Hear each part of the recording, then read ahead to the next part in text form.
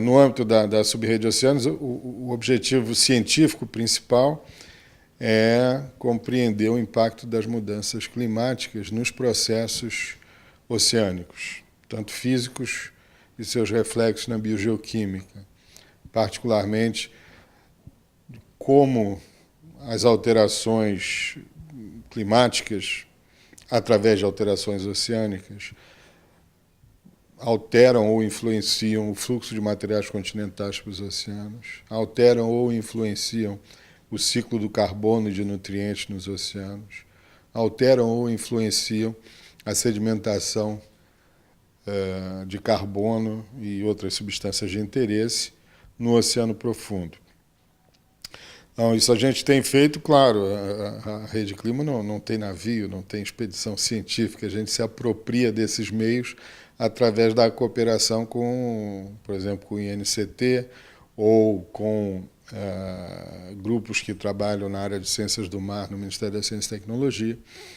E a gente tenta se apropriar dessas facilidades e tentar sintetizar o que é gerado nessas diferentes atividades. Tem um pequeno componente fundamental de avanço de tecnologia, de desenvolvimento e otimização de tecnologias e de monitoramento. E uma outra parte que é fundamental também, que é a questão da dimensão humana, quer dizer, de que maneira a sociedade percebe essas alterações, de que maneira a sociedade é eventualmente afetada ou pode ser afetada por essas modificações. Bom, aí a coisa complica um pouco, porque a gente está falando de oceano aberto. A maior parte da sociedade nem tem muita ideia do que é o oceano aberto, muito menos de que forma alterações nesses oceanos por conta de mudança climática podem alterar o dia a dia dessa sociedade.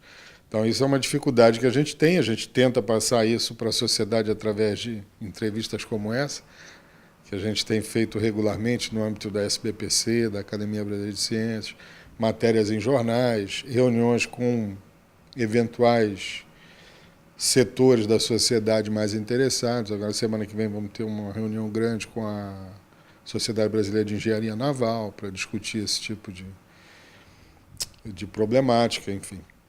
Mas não é uma coisa tão simples, porque a gente está trabalhando num tema relativamente espinhoso, até a linguagem do tema é difícil, não é? Se você não tomar cuidado com os termos que você usa, ninguém entende o que você está falando, né? Não é como questão de saúde, cidade, que são coisas que estão todo dia na mídia, então as pessoas acabam se acostumando com a terminologia.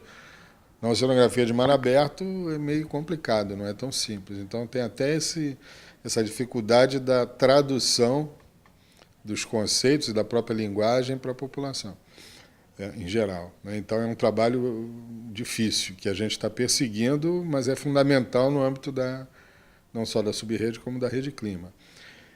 E numa outra área, aí sim, felizmente, a gente tem sido bastante ativo por uma série de situações conjunturais, que é a questão das políticas públicas, né? Como a subrede tem um suporte muito forte da Academia Brasileira de Ciências e agora da Academia de Ciências do Mundo, a TWS, faz com que a gente tenha certa facilidade de integração com os órgãos públicos. Então, a gente participa de diferentes atividades do setor público e do setor privado que envolvem as questões do mar e das mudanças climáticas, né? Então, a gente tem participado bastante, por exemplo, na formulação do planejamento científico do novo Instituto de Pesquisas Oceânicas e Oceanográficas, do Ministério da Ciência e Tecnologia. A gente tem participado bastante nos comitês executivos e diretores do Painel Brasileiro de Mudanças Climáticas, do Programa Brasileiro associado ao International Deep Sea Drilling Project, que é um programa gigantesco, super importante, que a gente participa do comitê executivo, do comitê científico. A própria política hoje nacional de mar e Antártica, né, nessa coordenadoria no Ministério, a gente tem ajudado bastante. Nós fazemos parte de um comitê de assessoria ao ministro, de modo que, na parte da geração de políticas públicas, a gente tem uma atividade bastante grande, até em decorrência das próprias atividades anteriores, como eu falei, do INCT e na Academia Brasileira de Ciências. O grande desafio agora é como colocar essa preocupação do impacto de mudanças climáticas para a sociedade em geral, né? Na questão oceânica, por exemplo, o Oceano Atlântico é um dos oceanos que mais acumula calor por conta de mudanças climáticas. O que isso pode resultar em alterações, como, por exemplo, a geração de ciclones no sul do Brasil, como, por exemplo, o aumento da intrusão salina na região Nordeste.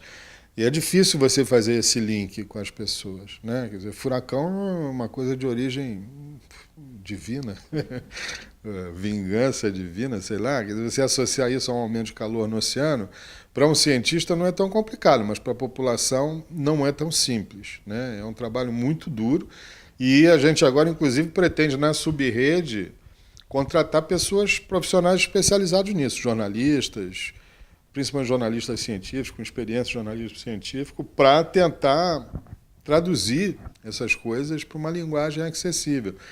Porque é fundamental você tentar passar para a sociedade essa ligação entre efeitos no dia a dia das pessoas e causas remotas, como, por exemplo, o aquecimento do Oceano Atlântico Sul, o aumento da importância do vazamento das agulhas, né, que traz água do Oceano Índico para o Oceano Atlântico, alterações na acidez oceânica, são coisas que não são simples de você passar para a população. Mas esse é um desafio enorme.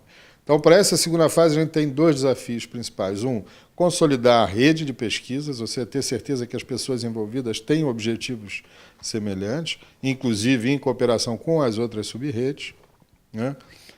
E passar a transmitir esse conhecimento e essas preocupações para a sociedade de modo geral. Acho que esses são os dois grandes problemas que a gente tem que trabalhar em cima duramente para conseguir.